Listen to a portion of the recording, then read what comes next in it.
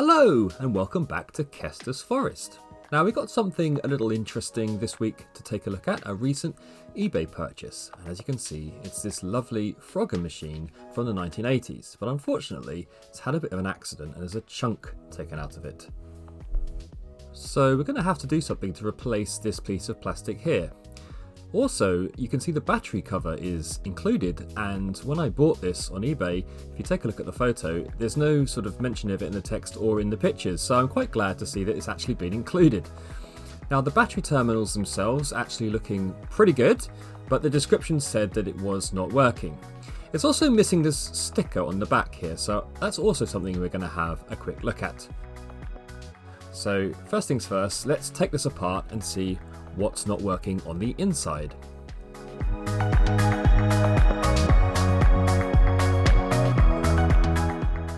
And first impressions are okay, it's not too dirty, there's a bit of a wonky screen here which is easily fixed, and absolutely brilliant to see an original Konami chip here from the good old days.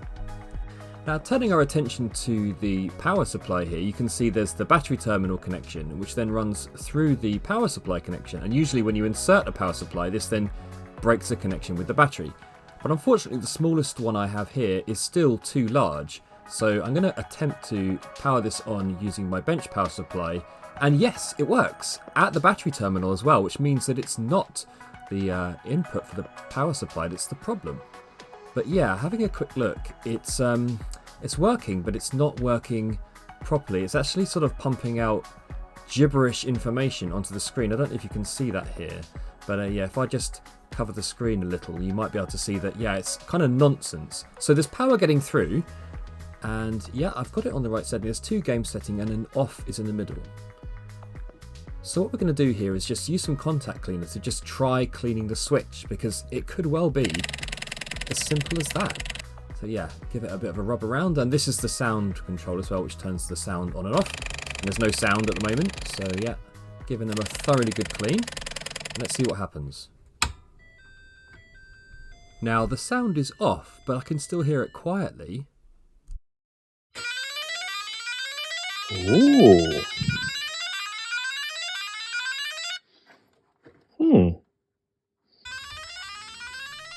Game B appears to be working. I'm actually able to play Frogger here by pushing up and down, so it actually is responding and working as expected, but I can't get Game A working at the moment. So this is Game A, and then this is Game B, which appears to be working okay. So I think what I need to do is just give it one more clean.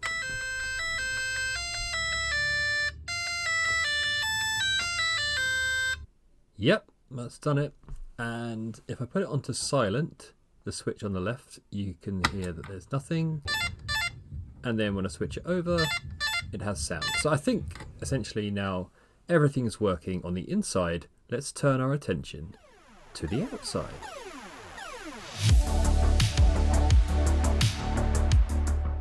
Right, okay, so I have a plan for repairing this missing piece of acrylic from the top of the player.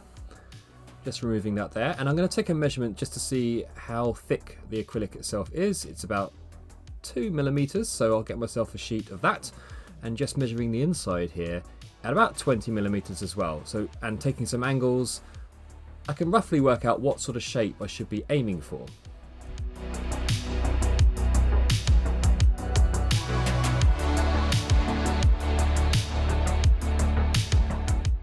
Having scored a few lines, my plan actually was to try and heat this up and then bend it to match the angles. But as you can see, it's not really bending perfectly how I'd like it. I think the heat is just dissipating too quickly in the metal there, and the bend isn't sharp enough, it's too soft.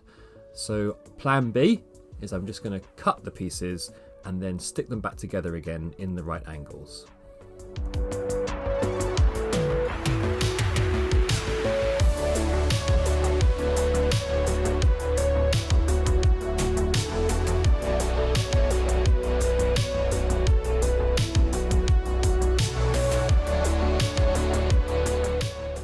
Now this aluminium tape you can get from pretty much anywhere is excellent for this kind of thing because it doesn't allow any leaks and it's pretty sturdy and malleable and kind of holds its shape. And the idea is to mix up some epoxy here and pour it into the gaps and have it set along the angles.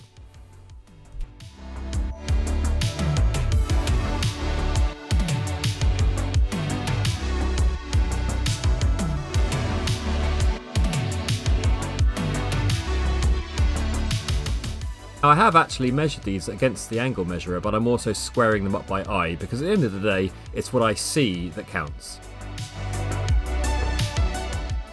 Looking good.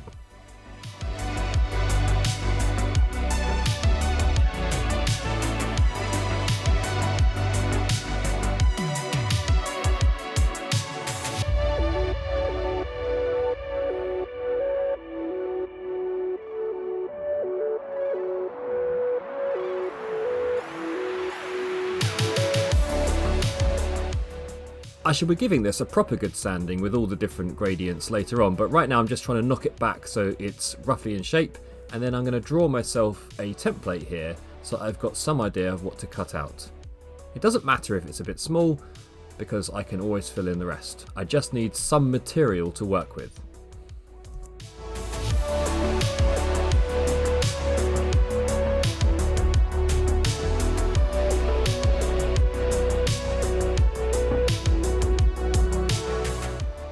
Somehow it's a bit small, not sure how I did that, but as I say, that's okay. And what I'm doing here is just creating a bit more of an edge and surface area for the rest of the epoxy to grip onto. And now I'm just going to take some epoxy and pour it into the gaps, filling everything else out, and gravity will hopefully do the rest.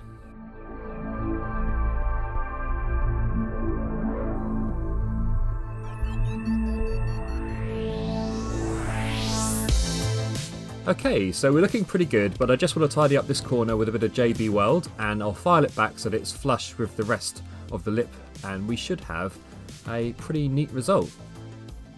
And just making my way through all the various grits of sandpaper to make it nice and smooth, and cleaning off the sticky label here, we've got ourselves a pretty good fit.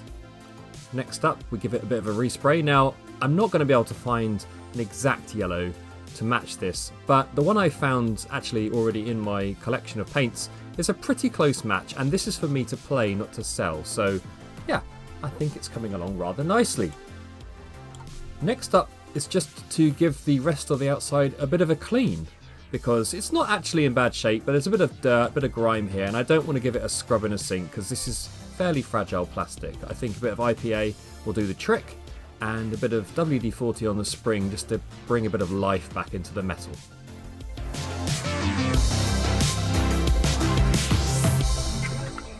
Now there were a couple of deep scratches on the front, so I'm going to use some of this acrylic glass scratch remover which I've used on my dashboard before. It's come out quite well. You need to buff quite hard, and I also need to be very careful not to remove any of the paintwork on the front of the acrylic here because that will just come straight off. So just easy does it and gently scrub away. But as you can see, although it hasn't got rid of every scratch, it's pretty good now. Pretty good.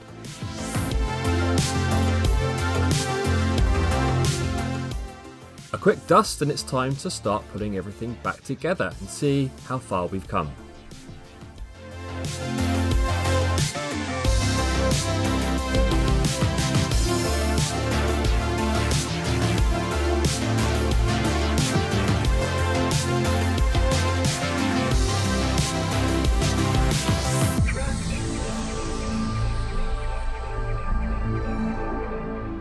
And I just thought I'd take a moment to show you the instructions on the bottom here because it's pretty cool, and you can see the little characters that you can play along with.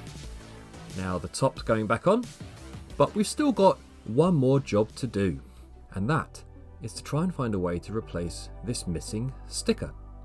So what I've done is did this with my arcade machine, is take the photo I found on the internet and blow it up to a decent size and then just colour it in.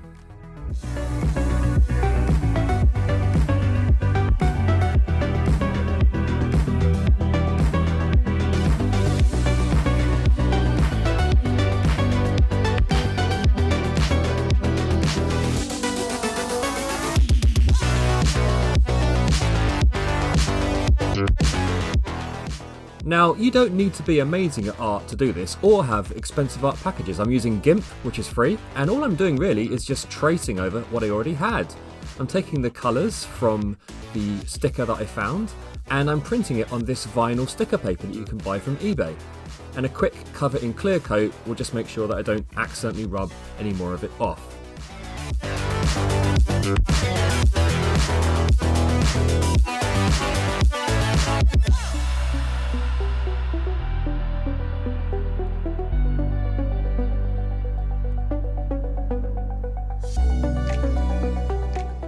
So, here's before, and here's after.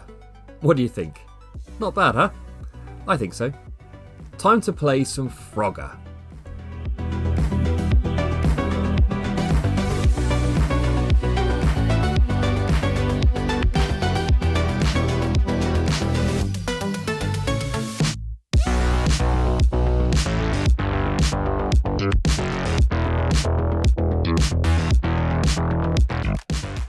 This is actually a pretty good version. I'm enjoying it quite a bit.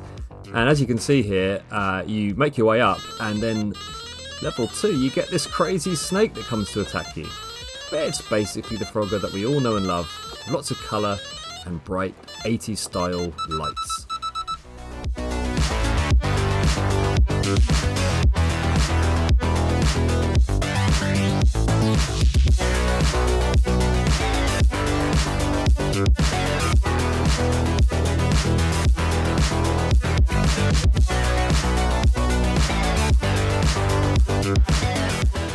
Well, there you go. What do you think?